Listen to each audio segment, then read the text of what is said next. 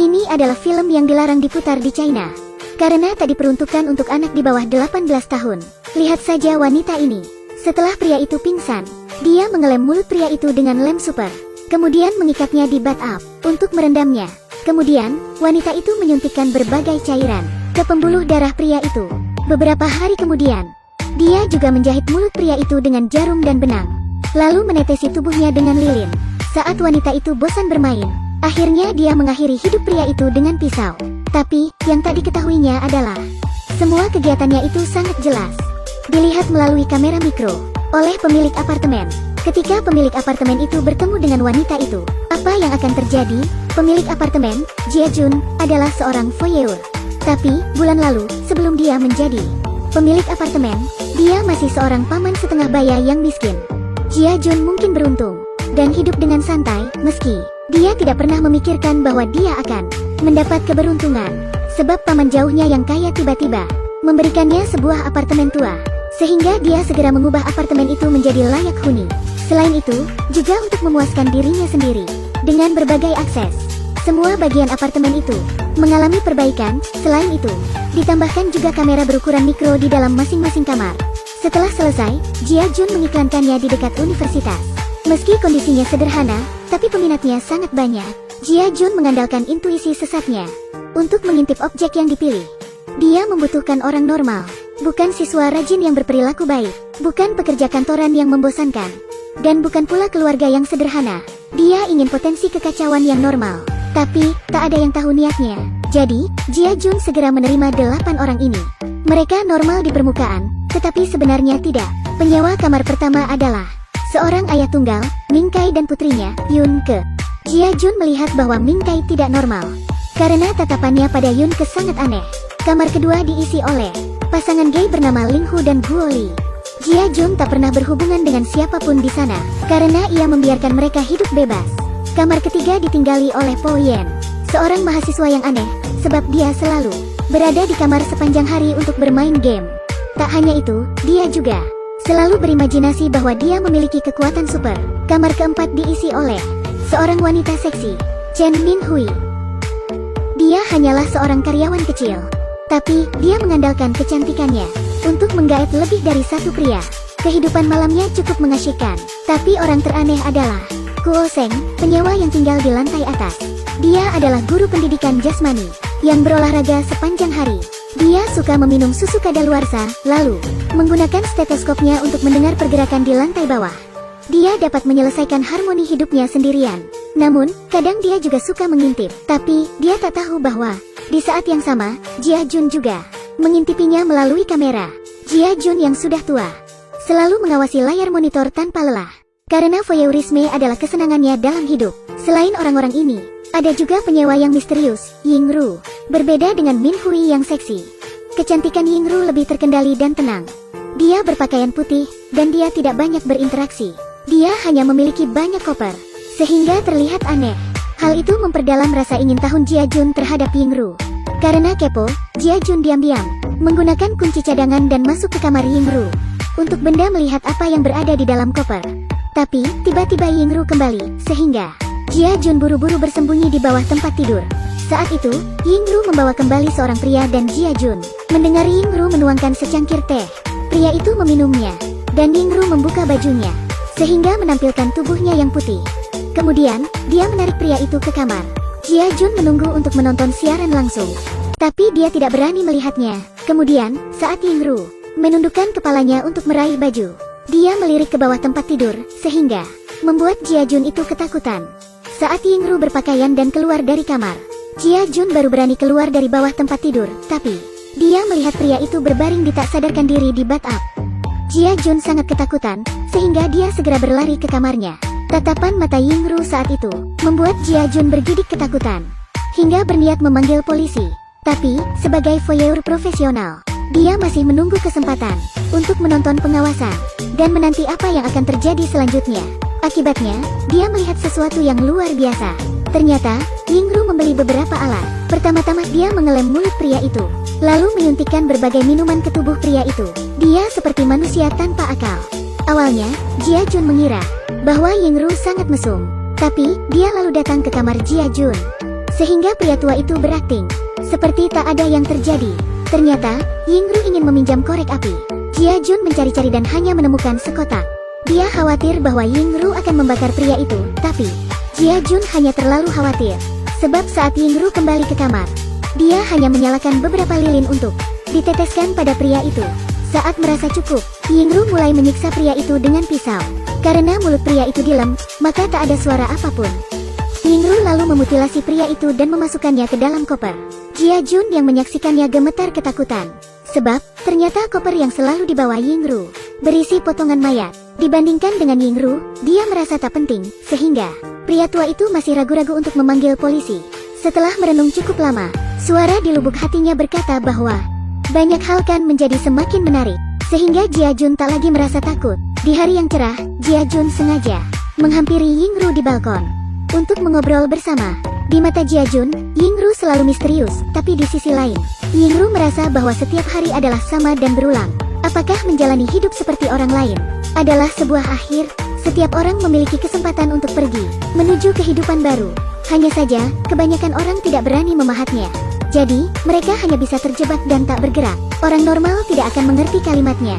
Tapi, sebagai orang yang sesat, Jia Jun langsung paham. Bahkan, Yingru berani bunuh diri, kenapa dia tidak berani? Jadi, dia memutuskan untuk membantu semua orang memotongnya. Malamnya, Yingru mengadakan perjamuan untuk menghibur mereka. Yingru menggunakan daging dari pria yang dia bunuh. Para penyewa tidak tahu memakannya dengan senang hati. Bahkan mereka berbicara dengan bebas di meja makan. Mereka terlihat sangat tenang.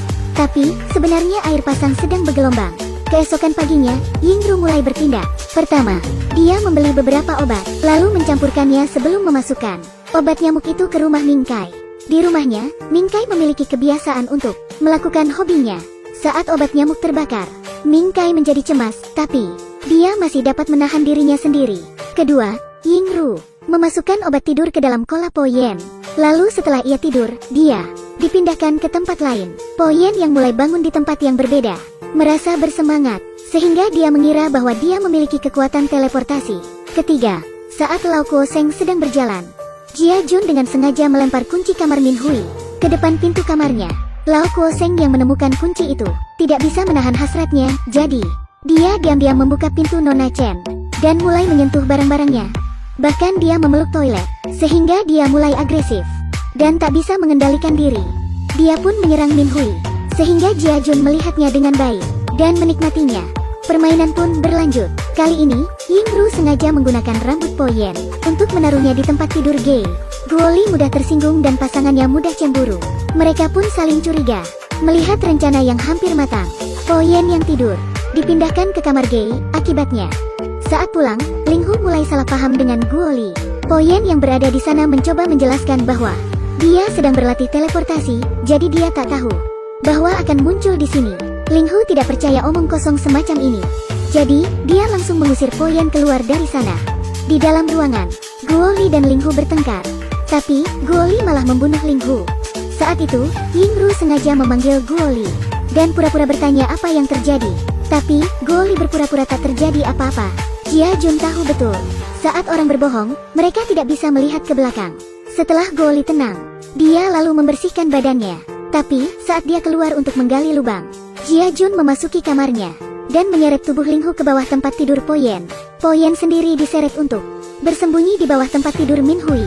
Tepat saat Min Hui dan bosnya berkelahi, Po Yen tiba-tiba muncul dari bawah tempat tidur, sehingga bos mengira bahwa Min Hui telah berselingkuh. Itu pun membuat Po Yen yang berada di sana diseret keluar. Tiba-tiba, Kuo Seng memasuki ruangan dan mengusir bos Min Hui.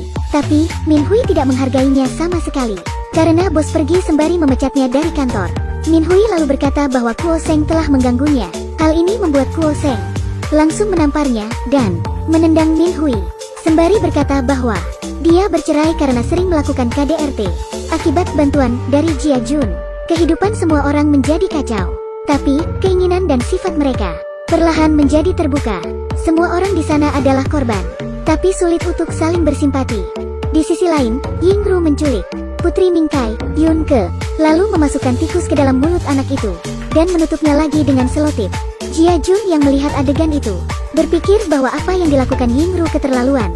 Jadi, dia diam-diam melepaskan Yun Ke dan memindahkannya ke lemari Kuo Seng. Ming Kai yang baru saja pulang tak melihat Yun ke dimanapun. Jadi, dia pergi ke pintu lain untuk bertanya. Min Hui memberitahu bahwa Kuo Seng memiliki kunci semua kamar. Jadi, dia yang membawa Yun ke pergi. Pada saat yang sama, saat Kuo Seng baru pulang, dia mendengar gerakan di dalam lemari dan membukanya. Kemudian, dia melihat Yun ke di sana, yang menangis tanpa henti. Kuo Seng semakin terkejut saat mendengar Ming Kai mengetuk pintunya untuk membuat Yun kediam. Kuo Seng menutup mulutnya, sehingga anak itu meninggal. Saat pintu dibuka, Ming Kai bertanya tentang keberadaan Yun Ke. Tapi, melihat Kuo Seng yang tak berani menjawab, Ming Kai merasa bahwa putrinya berada di sana. Dan sepertinya di lemari.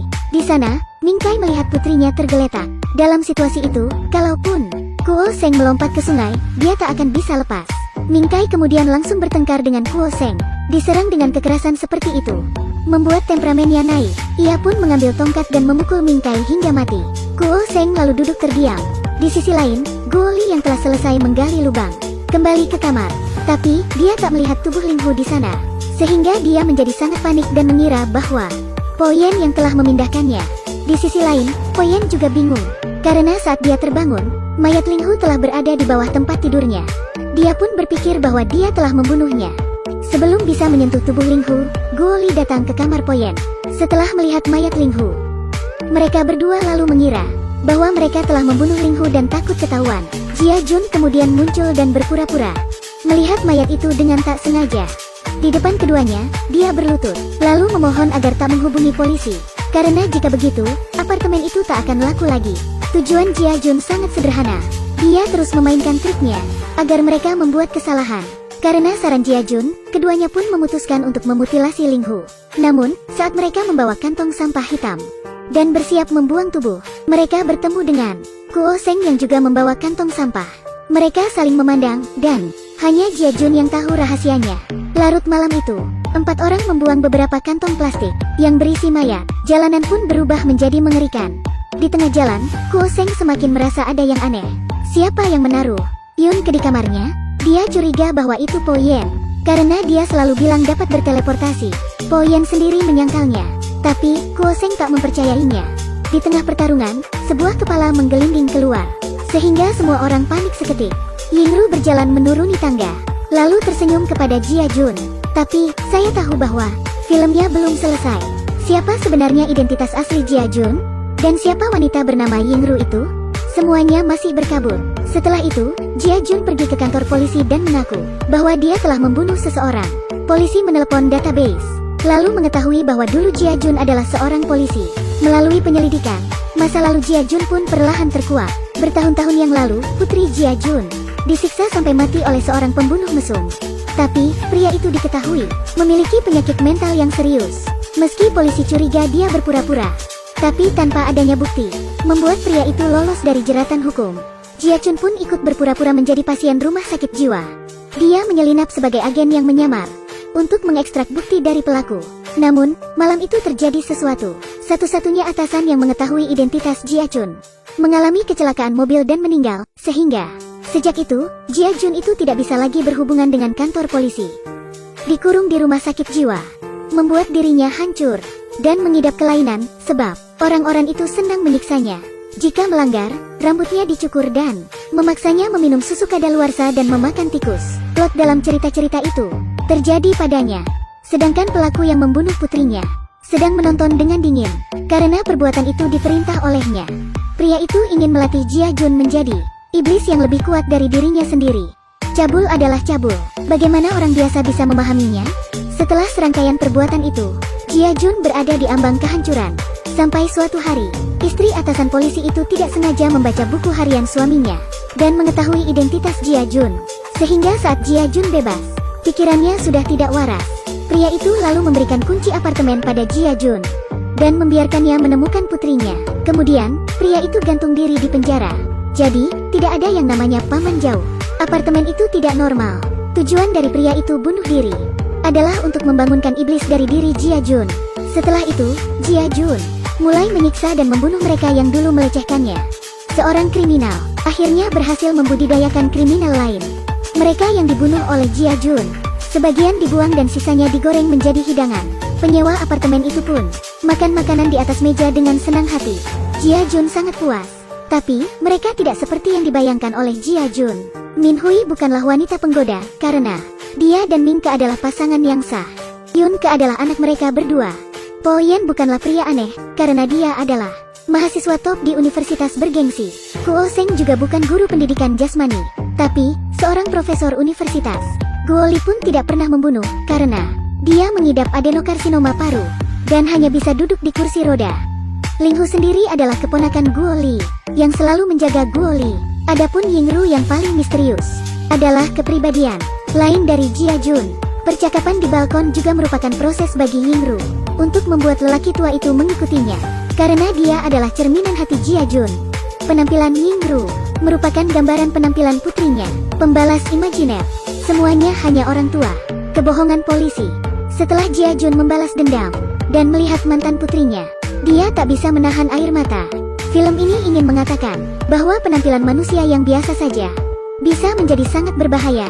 Setiap penyewa yang dipilih dengan cermat bisa saja juga melayang di tangan orang tanpa moralitas.